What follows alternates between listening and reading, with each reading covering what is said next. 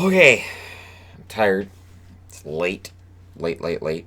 People in Europe are going to be like, wait, this video's coming up now. How late did he stay up? He's crazy. So while everybody's debating about power rankings and whether power rankings make any sense, I always love it when people immediately are on the power rankings video complaining it just went live. So you didn't watch it, you just skipped to the end to complain. You gave me a view. You may have watched an ad which generated revenue for the channel. And you made a comment that gets the channel noticed. So, yeah. Who's the smart one? Anyways, 12:30 p.m. Eastern Time, 9:30 a.m. Pacific, we will have a game tomorrow morning, which is crazy early, which is why this video is being posted tonight. The Anaheim Ducks, who are nosing down, are in against the New York Rangers, who are, well, they're in some trouble too. 15, 17, and 4 is the record for the Anaheim Ducks. Over their last 10, they're 4 and 6. They did win their last game, but their goals for sits at 2.56 per game. That's 27th in the National Hockey League. Their goals against sits at 3.00, which is 14th in the National Hockey League. It's surprising that 3 goals a game gets you roughly around middle of the league. That's different than things were not that long ago. Now, on the Rangers side of things, they are 16, 14, and 4 overall over their last 10. They're 4, 5, and 1. They did lose their last 2 games.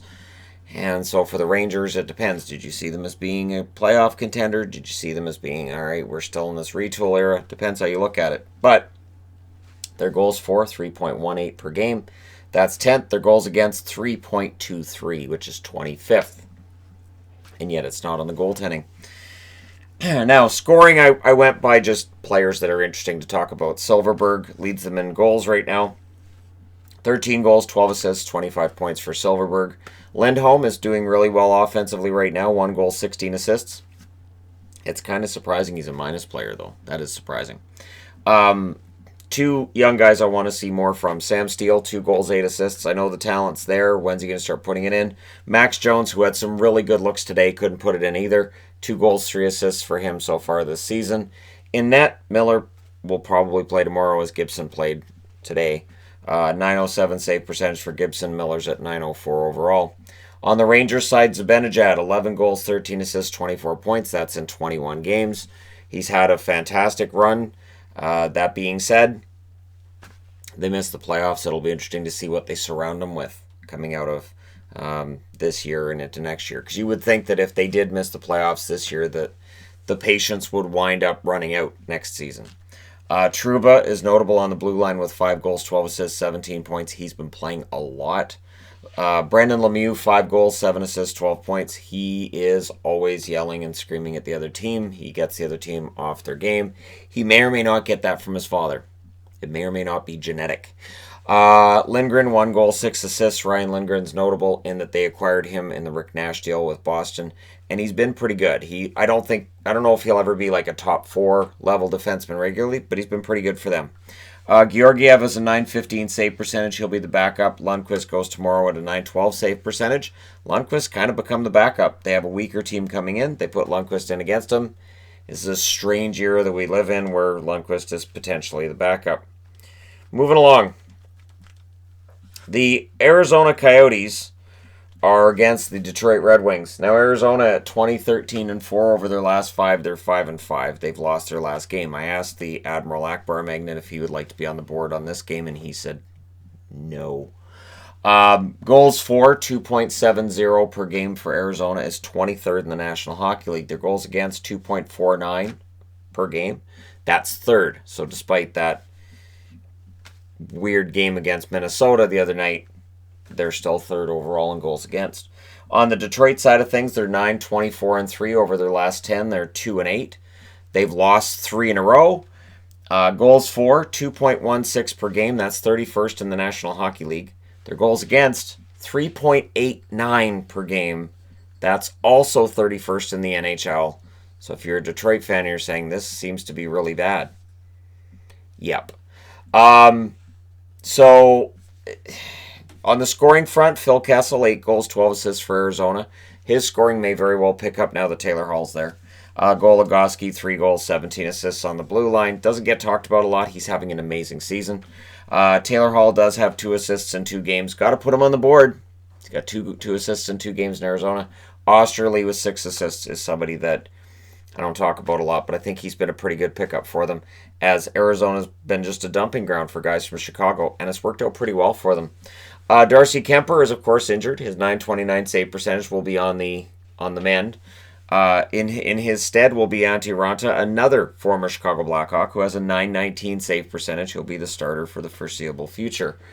Larkin, 8 goals, 14 assists for Detroit. He stands out to me as a guy that I'm still waiting on that next level offensively. I know it's been a miserable year for Detroit. It's kind of rough to pile on him, but I do expect more from him. I think that's in, 37 games? Or 36 games? I expect more from him than 22 points in that period of time.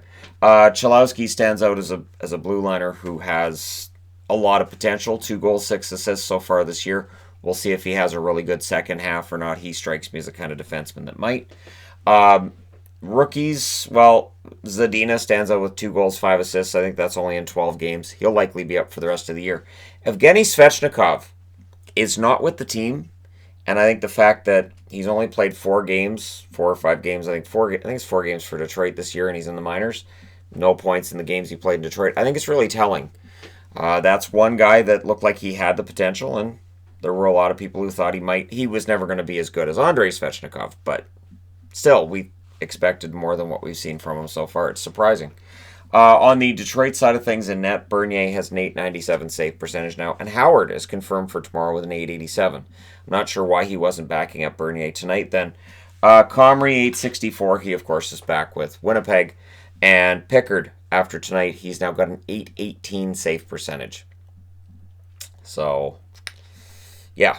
So, Calvin Pickard is looking at a pretty sad save percentage right now. I don't know what to say other than, a few years ago I thought he was a pretty good goaltender. Apparently not. Calgary in against Dallas. This game starts at 4 o'clock Pacific, 7 o'clock Eastern, as does this game, and then this game starts late, so there won't be any overlap for the most part. These two start at the same time. This one starts after these two are over, and that one's in the morning. I don't intend to do a video just on that game either, so I could, but it's Anaheim and the Rangers. They're both sitting outside of a playoff spot. I'd like to take it relatively easy tomorrow, so I'll just do the one review video tomorrow. That's the plan anyways. Calgary, 18-14-5 over their last 10. They're 7-2-1. That one was their last game. Their last game was an overtime loss. Goals for, they have 2.59 per game. That's 27th in the National Hockey League. Goals against, 3.03. That's 15th. So that's a problem. Their goal differential is a problem. Dallas, 20-13-4 overall. Over their last 10, they're 5-3-2. They lost their last game. Goals for, 2.65 on average, which is 25th overall. Goals against, 2.43 per game, which is first in the National Hockey League. So, Dallas has the best defense. Calgary has trouble scoring goals. This is a game Dallas should win, but we'll see, because Calgary's 7-2-1 in their last 10, and Dallas is not. Scoring, Lindholm, 15 goals, 10 assists. He's had a pretty good run. Pretty decent season, although his plus-minus is troubling as well. And Hamonic, 2 goals, 5 assists. It's kind of surprising Travis Hamonic's still there. He's been part of trade rumors around the Calgary Flames for a long time.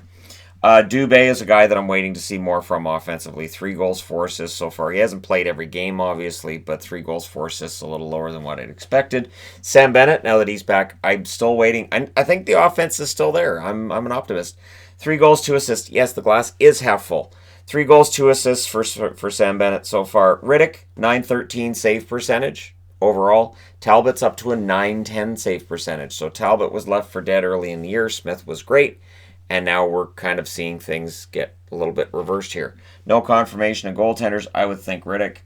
On the Dallas side of things, Jamie Benn's 8 goals and 9 assists for 17 points this year. It's just not. It's not enough. And it's a storyline that's been going on this year, and he's had a couple of decent streaks along the way, but they need more. Klingberg, 2 goals, 11 assists. They need more from him, too. And the defensive numbers for Klingberg haven't been great this year either. Dowling, 3 goals, 2 assists. I think the offense is there with him. It's just a matter of him having the confidence and making that breakthrough. And I keep waiting for Camano to come back into the lineup and do a little bit of something. There's some energy there with Camano. I don't know how much offensive upside there is, but for a team that doesn't score goals, try something different. He has a goal and an assist. Again, limited games for him. I expect Bishop to be back in net. He has a .926 save percentage. He's got to bounce back from that last game. Hudobin, .928 save percentage. So his save percentage is now ahead of Bishop's. That last game absolutely made that happen. The numbers should favor Dallas, but I would not be surprised to see the Calgary Flames going to beat them tomorrow night. Wouldn't surprise me at all. That's as close to a prediction as I'm going to get. Last game is Vegas and against San Jose. That's right, just in time for Christmas. San Jose's last game is against Vegas. And for San Jose, this could not come at a better time. Let's be honest. San Jose needs something. They need something to tell them that they're on an upswing. Here comes Vegas. This is that opportunity. For Vegas, well, they could just feast on Vegas again, or feast on the Sharks again, right? We'll see. 19-13-6 is the record for Vegas. They're 6-2-2 in their last 10. They got an overtime loss in their last game, the one I watched here in Vancouver. Goals for, 2.97 per game. They're 18th in the league. Their goals against, 2.89 per game. That's 13th in the National Hockey League. So the numbers, right around middle, in both the offense and defensive categories. They are a team that scored more than they've allowed. That's important to tell you how well they're playing or not playing in some cases. So for Vegas, they have a chance to solidify their spot as second in the division, and they go in against a San Jose team that is flirting with being completely irrelevant in the West. They're close. 16-19-2 overall over their last 10. They're 2-7-1. In their last 2, they've lost both in regulation. It's been a miserable fall for them. Goals for, 2.67 per game, which is 24th. Goals against, 3.44 a game, which is 29th. Ick, right?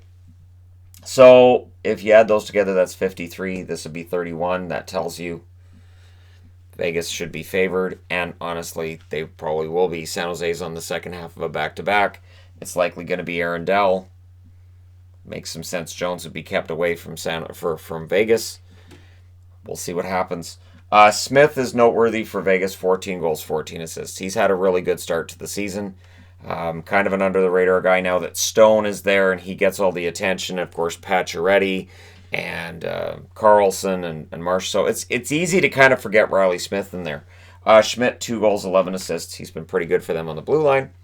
Youngsters, Cody Glass, 4 goals, 7 assists. I do expect more points and goals from him in the second half than we've seen in the first. And Nick Hague with 6 assists. He's growing into that role in the blue line. I would expect Fleury tomorrow night. He's got a .915 save percentage. Subban has a .903. And in limited action, Sparks, .857. Dansk, .838 from when they started delving into first-year territory when it was into getting to see how many goaltenders they'd use in a season. On the San Jose side of things, this is Evander Kane playing against the Vegas Golden Knights. What could possibly go wrong? 14 goals and 12 assists. We'll see if the cooler head prevails for Evander Kane or if the hot head prevails for Evander Kane. We'll see what the score's like in the third period, I would think. Brent Burns, 6 goals, 18 assists. You expect more with Burns. His points, not really up there. And his defense, which can be suspect at times in any given season, it gets worse when he's not scoring the way that you would expect. So those 24 points, which would be good for most defense, with him, that's actually kind of a downbeat for him. Ferraro stands out as a guy who I think on the blue line could score more. He has 5 assists so far this year. And Nason, in his first game, got 1 goal. So right now, 1 goal in 1 game. He's on pace for about 50 goals if he can get a goal in every game in San Jose. It just sounds so easy, doesn't it? Just get 1 goal every night. That's it. Just 1 goal in every game. You're a 50-goal scorer. Just do that. Just 1. I'm not asking for 2. Just 1. Jones, .888 save percentage. Dell with an .895. Their goaltending continues to be a story. And we'll see if it's a story tomorrow night. So let me know your winners. Let me know your thoughts in the comment section below as always. Don't forget to hit like and subscribe if you're browsing your way through. You just happened upon this video. Thank you guys so much for watching, for your time, your attention, and for your support. And I will talk to you again soon.